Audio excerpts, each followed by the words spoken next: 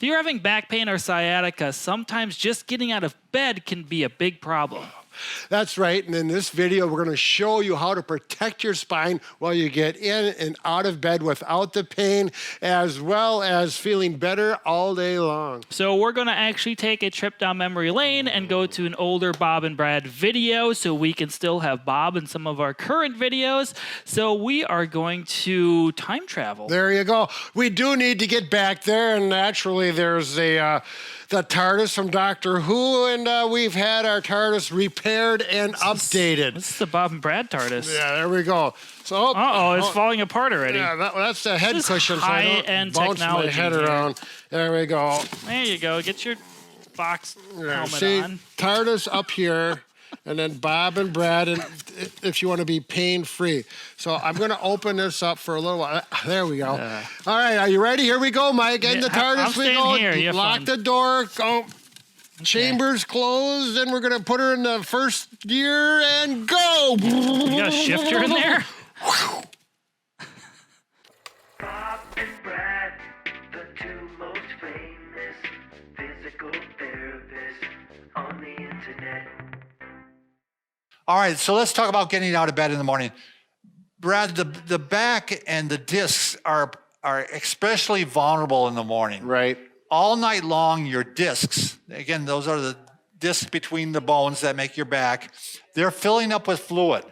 And that's how they survive. They call imbibition. They bring in fluid as you sleep, and then throughout the day you stand up and it compresses, pushes out, and it's the circulation of a disc. So you can easily hurt your back in the morning if you do things wrong. So the worst thing you could do is get out of bed incorrectly. Right. So you can hurt your back. And quickly. And quickly, right. So I'm going to show the normal way a lot of people get out of bed, which could hurt your back. Sure. So, and by the way, the back tends to, after an hour or so, things start to squish down the discs. Right. So you're a little bit less vulnerable. Right.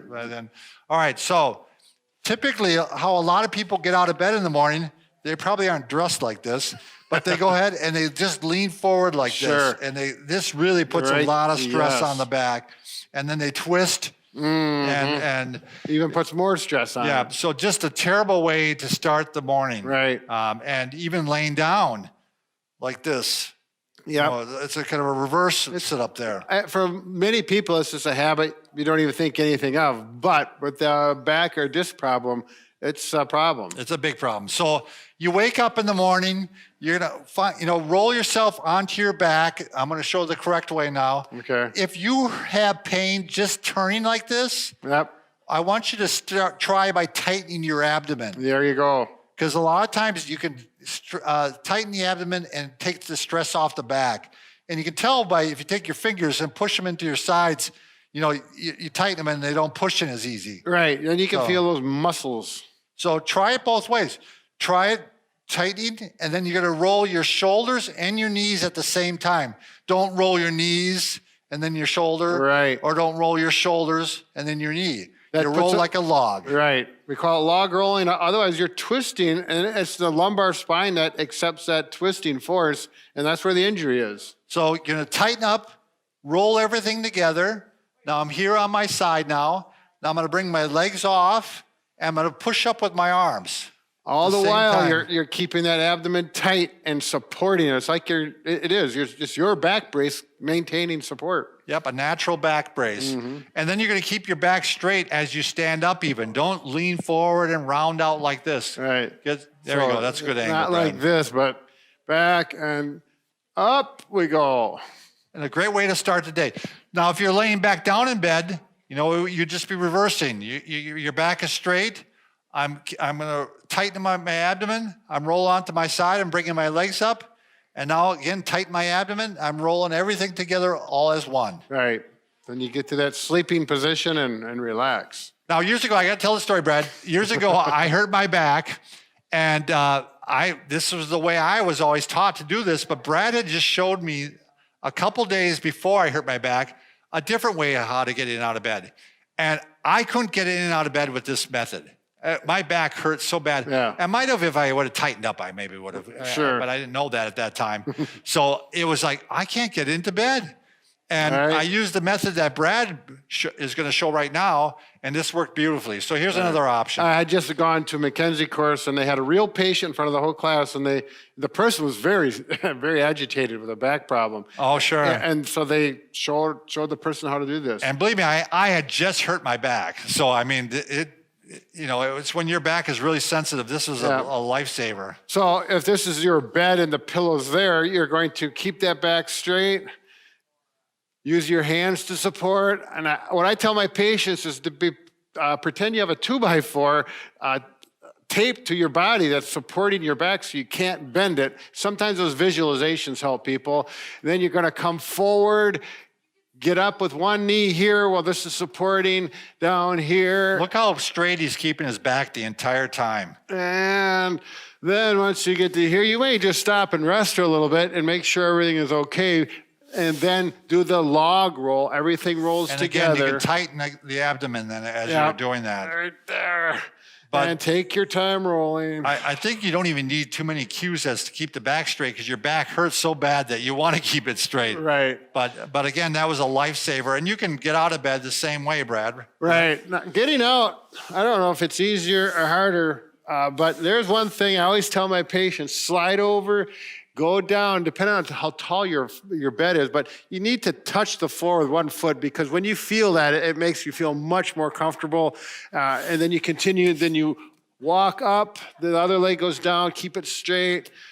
Walk up with your hands. I couldn't get out of bed the other way, Brad. I mean, I had to get out of bed that way. Sure. So, I mean, I was highly motivated. And, within a couple of days, there was no pain there anymore. But when you have that initial pain, I mean, it's taking a knife and stabbing you in your back, and you're you can't breathe. So. I'm coming back. I can feel it. Oh, hey, Boxhead. Oh, you're here. Oh, all right, we're back. This new TARDIS is working out great.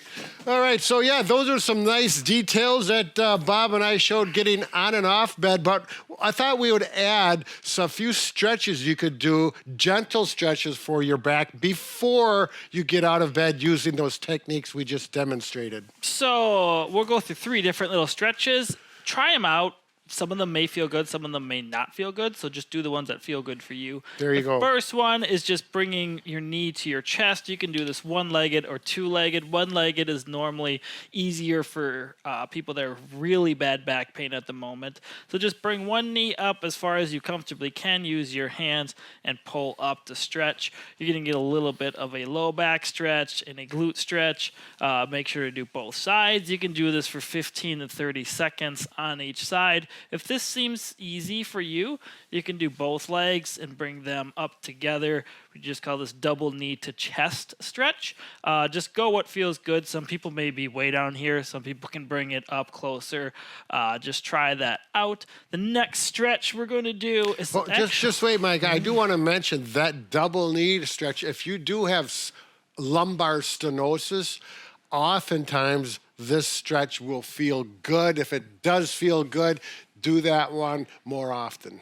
May I continue? Yeah, I'm sorry. Oh, okay. The next one isn't as much of a stretch as a basic little exercise to get the low back or lumbar spine moving.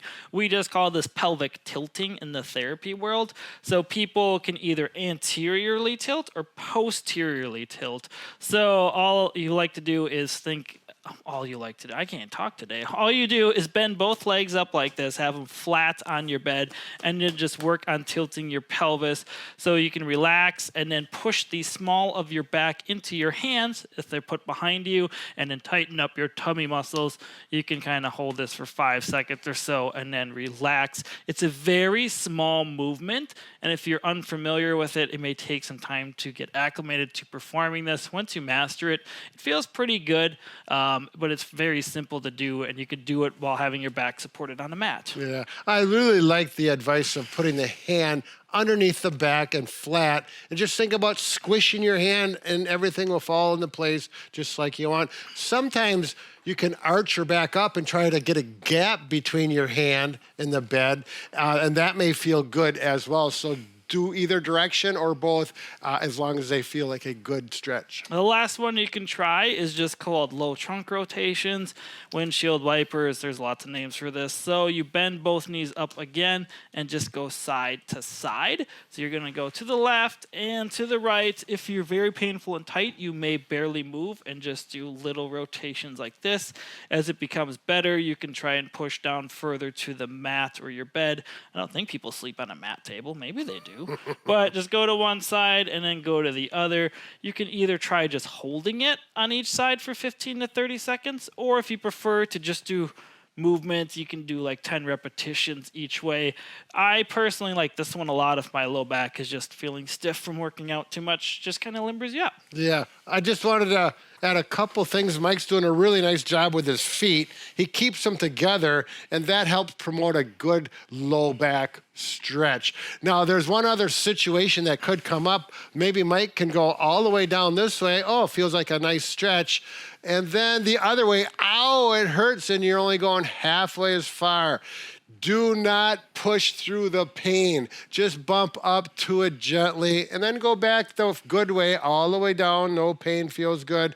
And then bump up to the pain gently with the idea that over time, may not be this time stretching, but over the next few days or week or two, gently stretching it will eventually continue. Because you don't want to push through the pain and irritate it and actually make it worse. To really isolate the low back, just make sure my shoulder blades are both touching the back of the bed still. I'm not rotating my whole body because this will isolate the low back. Yeah. Hopefully my mic just smashed into the pillow there. So hopefully it didn't sound too bad. That was a really good point about those shoulders. Now, if you're still having some back pain and you want to find some stretches or other things to work on, you can click the video link on the screen. Absolute best 10 stretches for back pain and perfect posture. You are excited. Look at it there. before midnight tonight. It'll still be up after that. Go ahead if you want to. I always like saying that, you know, back in the 70s, they was always like that. Infomercials. Order the toothpaste that makes your teeth white before midnight tonight and you'll get 2. And only 3 easy payments of $9.99. Yeah. Okay. Have a good day. Bob and Brad, the 2 most famous physical therapists on the internet.